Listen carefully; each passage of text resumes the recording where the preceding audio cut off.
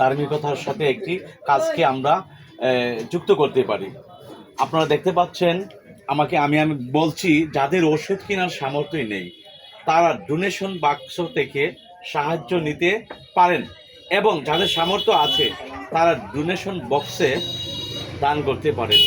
অত্যন্ত একটি ভালো কাজ এবং খুব দানবীর কাজ। কারণ অনেক মানুষ আছে টাকা পয়সার জন্য কিন্তু তাদের সুচিকিৎসা হয় না বা করাতে পারছে না, বা বিভিন্ন নামি দামি ডাক্তারদের পাশেও যেতে পারে না, বা টাকার অভাবে কিন্তু মানুষ কিন্তু ফার্মেসি থেকে ওষুধও কিনতে পারছে না। আমরা আশা করি যারা ফার্মেসি ব্যবসা আছেন তাদের প্রত্যেকের ফার্মেসিতে এরকম একটি বাক্স যেন তারা রাখেন, এবং তারাও যেন একটু মানবিক হন। আমরা জানি ডাক্তাররা কিন্তু আসলে মানবিক না হলে কিন্তু এই পেশায় কেউ আসতো না। এটা কিন্তু আল্লাহর একটা দান। যারা এই পেশায় এসেছে অবশ্যই তাদের মন মানসিকতা কিন্তু হাতিম তাইয়ের মতোই থাকা উচিত। আমরা জানি ডাক্তার কিন্তু অত্যন্ত মানুষকে বিকলাঙ্গ হয়ে গেল তাদেরকে সেবা শুশ্রূষা দিয়ে সুস্থ করে তোলা ওনাদের কাজ।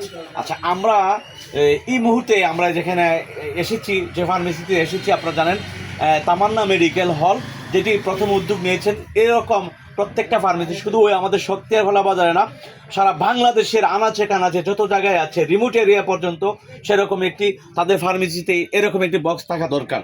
আমরা এখন কথা বলবো এখানকার যে রেজিস্টার প্রাপ্ত চিকিৎসক আছেন, আমরা ডাক্তার একরাম হোসেনের সাথে আমরা কথা বলবো, দেখি ওনার উদ্দেশ্যটা কি।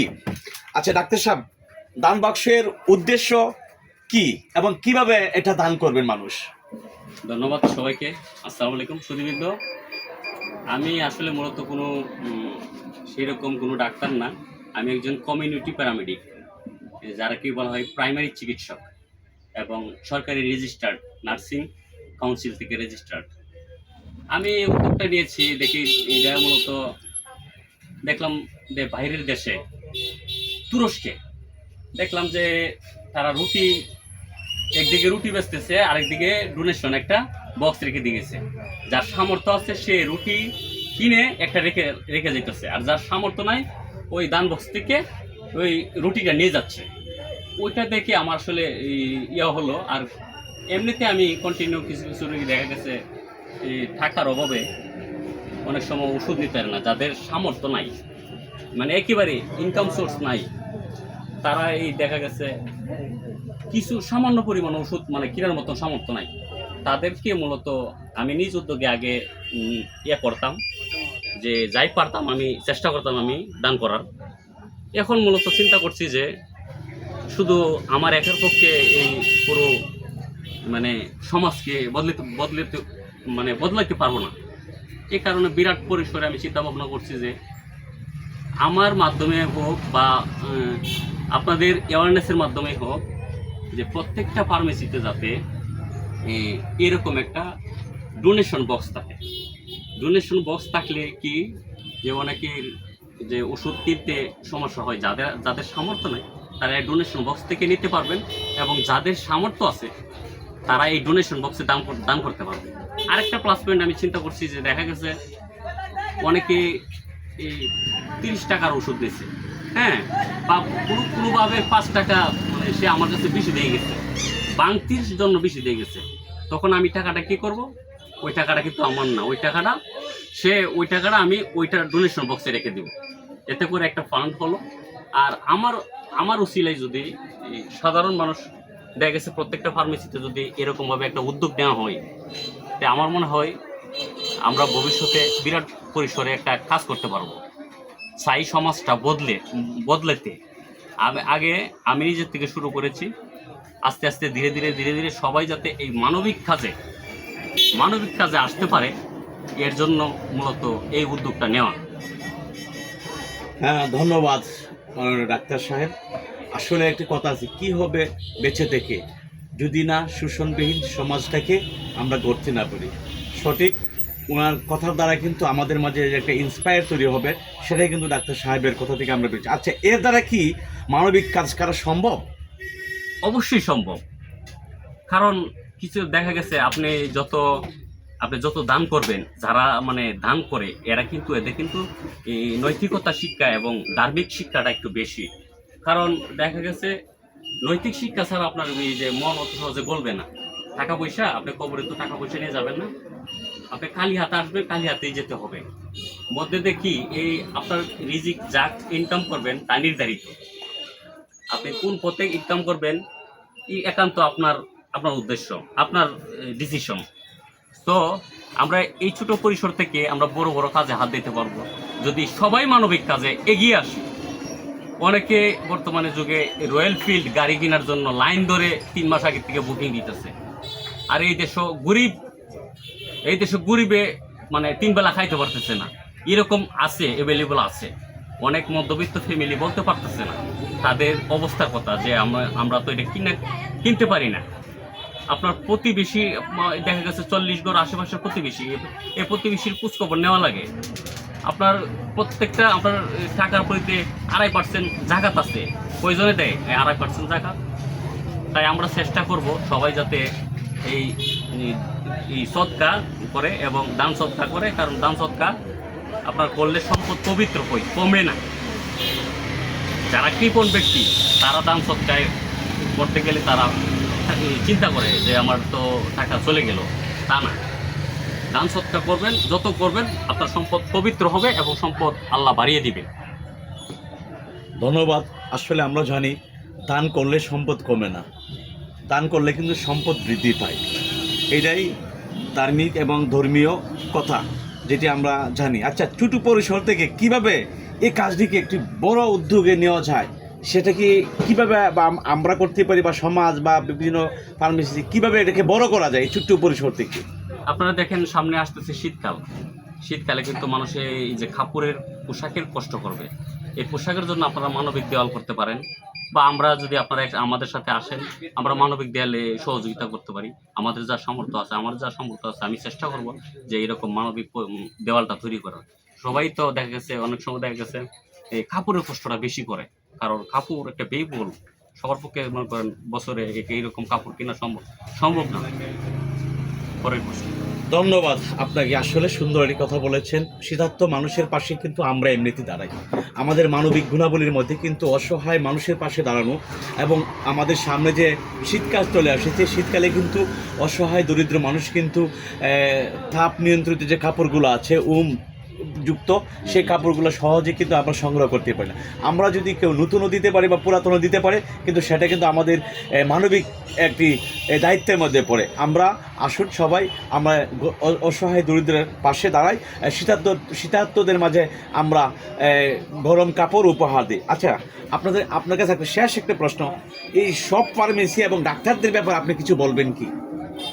আসলে আমি এই সব ফার্মেসি এবং ডাক্তারগণ এবং প্রাইমারি ডাক্তারগণ যারাই আছেন সবার কাছে আমার একটা মানে রিকোয়েস্ট, অনুরোধ, আমরা একটু মানবিক হই। কারণ মানবিক না হলে আমাদের মধ্যে যে বেশিরভাগ মানুষ একটা ভুল বুঝি আছে। আমরা চেষ্টা করব যে মানবিক কাজে অংশগ্রহণ করতে। প্রত্যেকটা ফার্মেসিতে একটা করে ডোনেশন বক্স থাকলেও কিছু মানুষ খালি হাতে ফিরবে না, সে কিছু হলে ওষুধ নিতে পারবে। সো আমরা চাই এরকম একটা দান বক্স প্রত্যেকটা ফার্মেসিতে থাকুক, কারণ এতে করে আমাদের মানবিকতা যেমন বাড়বে, এমন ঠিক সেরকমভাবে আমরা সামনে আরও এগোতে পারবো। আমার দেখা দেখি অনেকে দেখবেন ইনশাল্লাহ যাদের মানবিকতা ভিতরে আছে এবং নৈতিকতা আছে এবং অবক্ষয় যাতে না হয়, তারা ঠিকই এ ধরনের কাজে অংশগ্রহণ করবে। আবার অনেকে আছে মনে করেন যে আমি জিনিসটা আসলে এই দান সৎকাটা অনেকে গোপন করা ভালো, কিন্তু আপনি সমাজের পরিবর্তন করতে গেলে আপনার এরকম কিছু আপনার দেখাতে হবে, না হলে কি আপনার তারা কিন্তু এগিয়ে আসবে কিভাবে? তারা এগিয়ে আসতে গেলে আমার দেখা দেখি হয় আরেকজন এগিয়ে আসবে। সো ডাক্তারদের মূল আমার রিকোয়েস্ট হলো আপনারা চেষ্টা করবেন যে কোনো এই মানবিক কাজে আপনারা লেগে থাকবেন, এবং দেখা গেছে আপনাদের বিপদ আপদ এবং বালা মুসিবত আল্লাহই দেখবেন। তো আমার এই মূলত উদ্দেশ্য যে আপনারা সবাই একটা করে ফার্মেসিতে ডোনেশন বক্স রাখবেন, কারণ শুধু নিজের টাকা পয়সার চিন্তা করলে হবে না। আপনি টাকা পয়সা নিয়ে মরবেন না, টাকা পয়সা আপনার জাকাত দিতে হবে, সদকা করতে হবে, সেই পরিমাণভাবে প্রত্যেকে অনুরোধ রইল আপনারা একটা সামাজিক কাজে হাত দিন বা একটা মানবিক কাজে হাত দিন। প্রত্যেকেরই এই ধরনের কাজে থাকতে হবে, কারণ আপনি যা করে যাবেন আপনার ভবিষ্যৎ প্রজন্ম তাই দেখবে, তাই শিখবে। আপনি যেরকম করবেন আচার আচরণ, আপনি যেরকম করবেন ভবিষ্যতে আপনার সন্তানটাও সেরকমই করবে। সো আমরা চাই আমরা যদি ভালো কাজ করতে পারি, আমাদের সন্তানরা দেখবে যে আমরা ভালো কাজ করতেছি, তারাও চেষ্টা করবে যে এর চেয়ে আরও ভালো কাজ করার। ধন্যবাদ। হ্যাঁ, ধন্যবাদ মাননীয় ডাক্তার সাহেবকে। আসলে আসলে একটা জিনিস আমি বলে রাখি, আমি একজন কমিউনিটি প্যারামেডিক ডিপ্লোমা ডাক্তার। এখন ডাক্তার কথাটা বলতে গেলে কিন্তু এখানে অনেক বড় বিষয় চলে আসে, এমবিবিএস। যাই হোক, আমরা কিন্তু গ্রাম্য ভাষায় যারা গ্রাম্য ডাক্তার তাদেরকে আমরা ডাক্তার হিসেবে জানি, তাদেরকে আমরা কবিরাজ উজা বলা যাবে না, যেহেতু আমরা ছোটকাল থেকে বা দেশের যে চিরাচরিত নিয়ম তাদেরকে আমরা ডাক্তার বলেই জানি।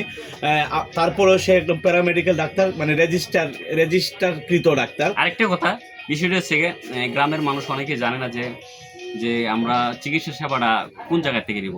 যাদের রেজিস্টার্ড ডাক্তার বলতে সরকারি রেজিস্ট্রেশন আছে, তারা মানে যারা ট্রেনিং করে আসছে এবং সরকারি রেজিস্ট্রেশন আছে, তাদের কাছে গেলে অপচিকিৎসা হবে না, সুচিকিৎসা হবে। আর আপনারা ওজা ফকির এই ধরনের এই চিকিৎসাগুলো যাবেন না আপনারা।